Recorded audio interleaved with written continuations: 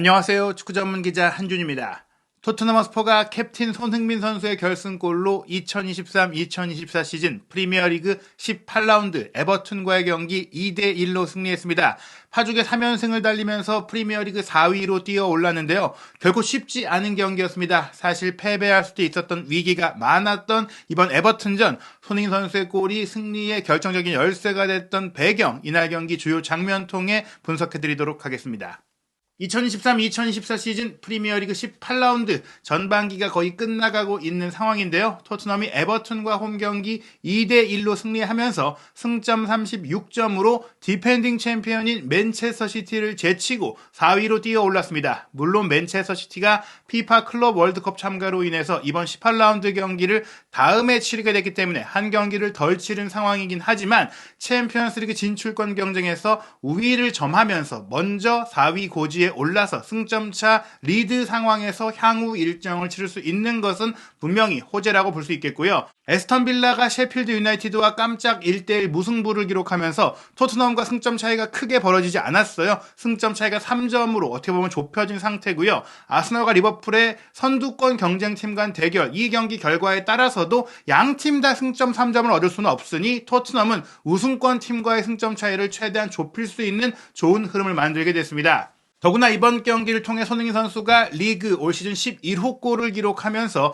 득점 공동 2위로 올라섰는데요. 홀란 선수가 14골에 멈춰있는 가운데 웨스트햄의 제러드 보엔, 리버풀의 모하메드 살라, 그리고 본머스의 도미닉 솔랑키와 함께 11골을 기록 중입니다. 솔랑키가 노팅엄 포레스트와 18라운드 경기에서 해트트릭을 몰아치면서 득점왕 경쟁의 새로운 도전자로 나선 가운데 손흥민 선수가 살라의 기록을 따라잡았던 부분들, 그리고 홀란과의 득점 차이도 3골로 좁힌 부분은 또 한 번 자신의 통산 2번째 골든부트가 충분히 가능하다라는 기대감을 끌어올린 그런 기록이라고 할 수 있겠습니다. 이날 경기 토트넘의 선발 명단은 4-2-3-1 포메이션 예상대로 히샬리송이 최전방에, 손흥민 선수가 왼쪽, 브레넌 존슨이 오른쪽, 데안 쿨루셉스키 선수가 10번 공격형 미드필드로 뛰었는데요. 비수마 선수가 퇴장 징계로 빠진 가운데 이 공백은 호이비에르가 아닌 올리버 스킵이 선발 출전 기회를 얻으면서 사르의 미드필더 파트너로 출전했습니다. 포백 라인에서는 우도기 선수가 경고 5회 누적으로 이번 경기 빠지게 된 가운데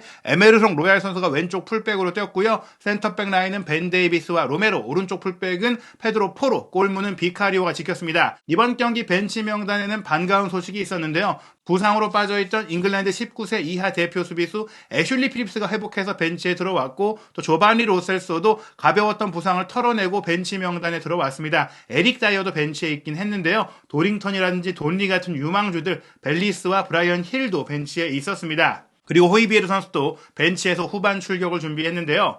이날 경기 시작과 함께 역시 토트넘 특유의 초반 강공이 펼쳐졌습니다. 전반 1분 쿨루셉스키 선수가 중앙 공격형 미드필드로 뛰면서 좋아진 게 오른쪽으로 가서 왼발만 쓰는 그런 일방적인 단 패턴 플레이가 아니라 왼쪽으로 가서 크로스도 올리고 오른쪽으로 가서 접고 들어오는 커팅 플레이도 하고 중앙 지역에서 패스도 뿌려주고 이렇게 이제 본인의 다양한 창의적인 기술을 발휘할 수 있게 된 거거든요.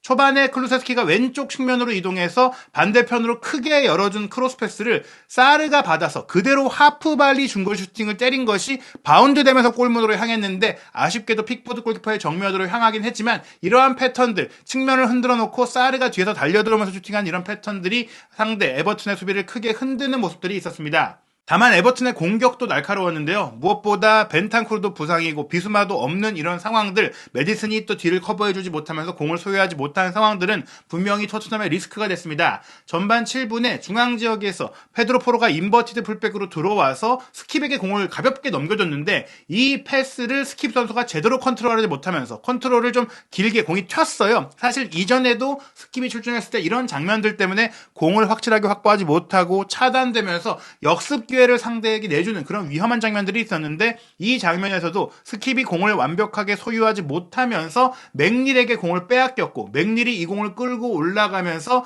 반대편 왼쪽 전방으로 스루 패스를 보내준 것, 칼버트 루인이 이어받으면서 슈팅까지 가져갈 뻔했으나 로메로가 먼저 차단하면서 위기를 가까스로 넘긴 장면이 있었습니다. 다행인 것은 전반 10분, 사실 이 장면 외에도 에버튼이 날카로운 공격을 몇 차례 뿌린 가운데 토트넘이 선제골을 넣은 것인데요. 오른쪽 측면에 넓게 벌려 움직인 포로 선수가 하프 스페이스로 들어왔던 사르에게 공을 밀어줬고 사르가 이 상황에서 쿨루셉스키와 존슨이 나란히 오른쪽 측면에서 침투를 준비하고 있을 때 쿨루셉스키가 오히려 상대 수비를 끌어낸 상태에서 사이드라인 바깥쪽으로 돌아 들어가던 존슨에게 패스가 정확하게 이어졌고 오프사이드 트랩도 무너뜨렸어요. 이러면서 존슨이 문전으로 날카롭게 컷백을 올렸을 때 히샬리송 선수가 니어 포스트에서 빠르게 원터치 슈팅으로 마무리를 했는데 사타구니 치골 부상 수술 이후에는 히샬리송이 이전에 토트넘에 입단한 이후 보여왔던 부진했던 골 결정력 문제를 완전하게 해결하면서 니어포스트의 구석으로 깔끔하게 정확하게 밀어넣는 골로 선제골을 터뜨렸는데요. 이 득점이 히샬리송의 무려 3경기 연속 득점, 수술 회복 이후 연이어서 좋은 골을 터뜨리면서 본인의 지금까지의 문제가 몸 상태가 안 좋았기 때문이다라는 것을 결과로 증명하고 있는 모습이었습니다. 전반 13분에도 좋은 플레이가 있었는데요. 손흥민 선수가 왼쪽 사이드에서 플레이하면서 아무래도 직접 골을 노리기보다는 동료에게 기회를 열어주는 플레이들을 많이 보여줬는데 감각적인 스루 패스를 로얄에게 보내줬고 왼쪽 풀백으로 뛴 로얄 선수가 반대편으로 올려준 날카로운 크로스 패스를 브레넌 존슨이 오른쪽 윙어로서 전방 중앙 공간으로 순간적으로 빠져들어 움직이면서 슈팅까지 가져갔는데 아쉽게도 크로스바를 넘겼어요. 골대 안으로만 연결했더라면 손흥민 선수의 기점 패스를 통한 토트넘의 추가골이 나올 수도 있는 장면이었습니다. 그 뒤 한 골을 끌려가게 됐던 에버튼의 추격전도 굉장했는데요. 전반 16분에는 미콜렌코가 공격에 가담해서 연결한 강력하고 날카로운 크로스 패스를 칼버트린이 방아찍기 헤더 슈팅으로 연결한 것 골문 구석으로 향했으나 비카리오 골키퍼가 선방하면서 위기를 넘겼습니다. 그리고 나서 토트넘은 계속해서 위기 뒤에 기회가 왔어요. 전반 18분에 포르 선수가 코너킥을 짧게 존슨에게 주고 존슨이 쿨루세스키에게 주고 다시 쿨루세스키가 존슨에게 연결해주는 2대1 패스를 통해서 슈팅 기회를 열어줬거든요. 존슨의 문전 우측 슈팅을 픽포드가 막아내긴 했지만 튀어나온 공이 손흥민 선수 쪽을 향했고 손흥민 선수는 무려 에버턴 선수 5명이 골문 앞에서 6탄 방어진을 치고 있었음에도 불구하고 이 틈 사이를 정확하게 찔러 넣는 논스톱 원터치 슈팅을 기록하면서 2대0 추가골을 만들었습니다. 단순한 주워먹기가 아니라 말씀드린 대로 이미 골키퍼가 선방한 이후 그 자리에서 골대를 지키고 있었고 골대 앞에서도 코너킥 상황이다 보니까 에버튼의 많은 수비수들이 몸을 던질 수 있는 상황이었는데 그 틈바구니를 찌른 슈팅이었기 때문에 너무나 대단한 결정력이었다고 할 수 있겠죠. 사실은 팽팽하던 경기가 2대0으로 토트넘이 크게 앞설 수 있었던 배경에는 토트넘이 기회마다 잘 살렸던 결정력이 있었는데요.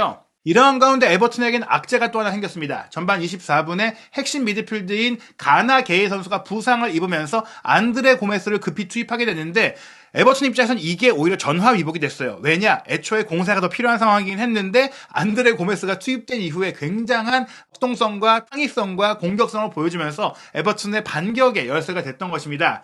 우선 전반 35분에는 데이비스가 후방적에서 패스를 연결하는 과정 속에 에버튼의 전방 압박이 성공을 하게 됩니다. 에버튼의 라이트백인 패터슨이 데이비스의 공을 차단하면서 공을 이제 오른쪽으로 벌려줬고 해리슨이 문전을 올려준 크로스 패스를 스킵도 헤더로 차단하고 다시 로얄이 헤더로 걷어내는 상황이 됐지만 역시나 지금 전문 센터백이 부족한 상태에서 헤더 클리어링이 확실하게 이루어지지 못했어요. 그런 가운데 떨어진 공, 문전압 위험 지역에서 가너가 대포알 같은 중거리 슈팅을 가져갔는데 비카리오의 정면으로 향하면서 비카리오가 잘 막아냈습니다. 하지만 전반 42분에도 가너의 왼발 슈팅이 비카리오에게 향하는 등 계속해서 에버튼이 슈팅할 수 있는 기회들을 만들었고요. 전반 추가 시간 2분에는 왼쪽 측면 지역으로 벌려서 움직였던 안드레 고메스가 오른쪽 사이드에 있던 해리슨이 수비 오프사이드 트랩을 무너뜨리면서 침투하는 동선에 맞춰서 기가 막힌 대각선 수루 패스를 보내줬고 해리슨이 골키퍼와 1대1 상황까지 맞이했는데 이 슈팅 역시 조금은 가운데로 쏠리면서 비카리오가 선방하는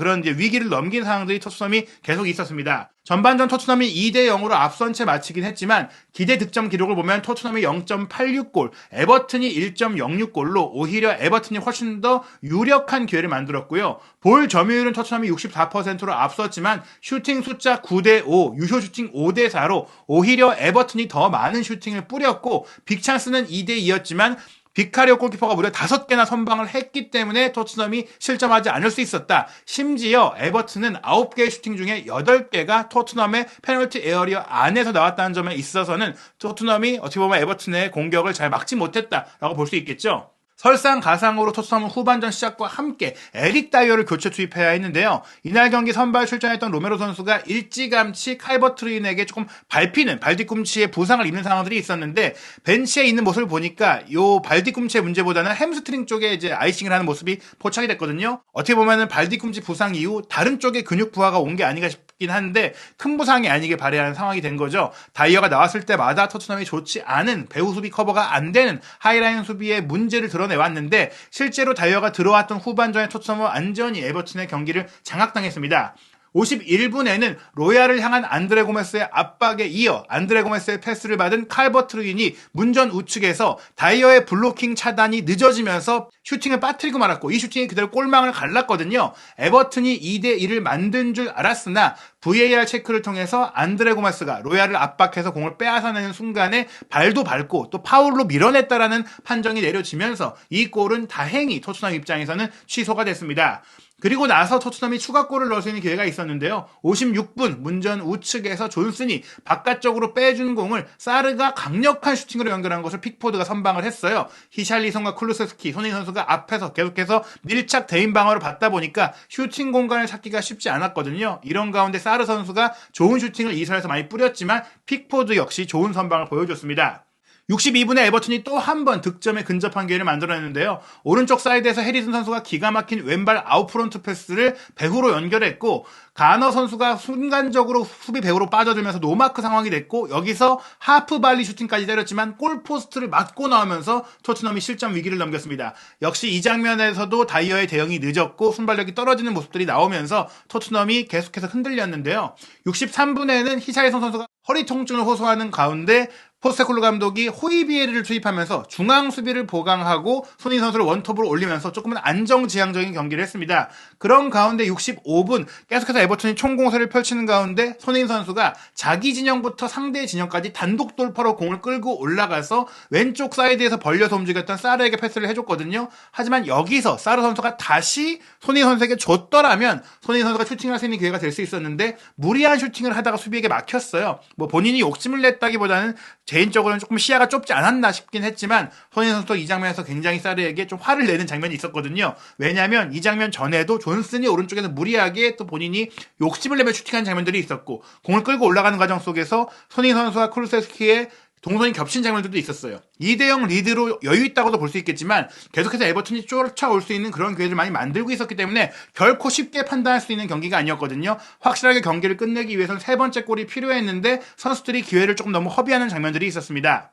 에버튼은 66분에 잭 해리슨을 빼고 아르노트 단주마를 투입했는데 아시다시피 지난 시즌 후반기에 토트넘에 임대됐던 단주마잖아요. 토트넘에서 별다른 모습을 보이지 못한 채 결국에는 에버튼에 합류하게 됐는데 이 선수 역시 들어오자마자 어떻게 보면 잠깐 보내긴 했지만 친정팀이라고 할 수 있는 토트넘 상대로 굉장한 의욕을 보였고요. 사르도 이번 경기 전반전에 조금은 충돌 상황에서 부상을 입은 모습들이 있었기 때문에 73분에 교체 아웃되면서 땅에서 회복한 로셀소가 들어왔습니다.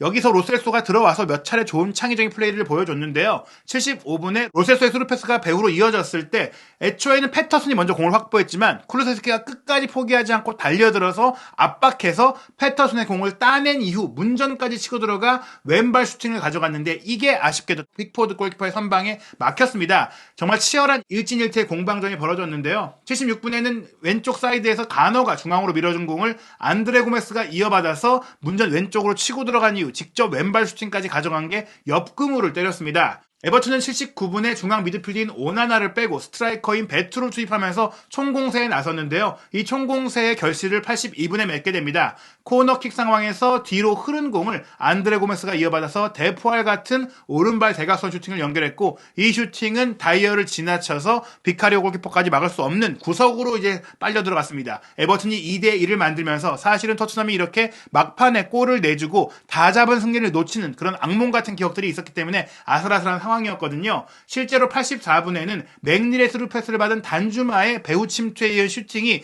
다이어의 그 블로킹 시도를 넘어서면서 골대로 향했는데 비카리오가 정말 미친 듯한 반사신경으로 건드리면서 실점 위기를 넘겼고요. 84분에는 또 한 번 에버튼의 코너킥 공격이 있었을 때 타코스키의 헤더가 있었으나 벤 데이비스가 골대 앞에서 걷어냈습니다. 물론 토트넘도 후반 추가 시간 4분에 로셀소의 스루 패스를 받은 손흥민 선수의 문전 돌파와 컵백에 이은 크루세스키의 침투 상황이 있었지만 에버튼 수비가 차단했고요. 다만 여기서 바로 위기가 이어집니다. 이렇게 토트넘의 공격을 끊어낸 에버튼이 안드레 고메스의 롱패스를 단주마에게 연결했고 단주마가 또 한 번 문전 왼쪽에서 결정적인 슈팅을 연결했으나 이 슈팅이 다이어를 넘어섰지만 골대까지 넘기면서 역시나 골이 되지 못했어요. 한 골도 들어가면 동점이 될 수 있는 상황이었는데 추가 시간이 6분 주어졌거든요. 후반 추가 시간 6분까지도 에버튼의 공격이 이어졌고 맥닐의 또 한 번의 기가 막힌 로빙 스루 패스가 이어졌고 단주마가 슬라이딩 슈팅까지 가져간 게 크로스바를 때리고 나왔는데 크로스바를 때리고 골대 안으로 들어간 게 아니냐 논란이 있었지만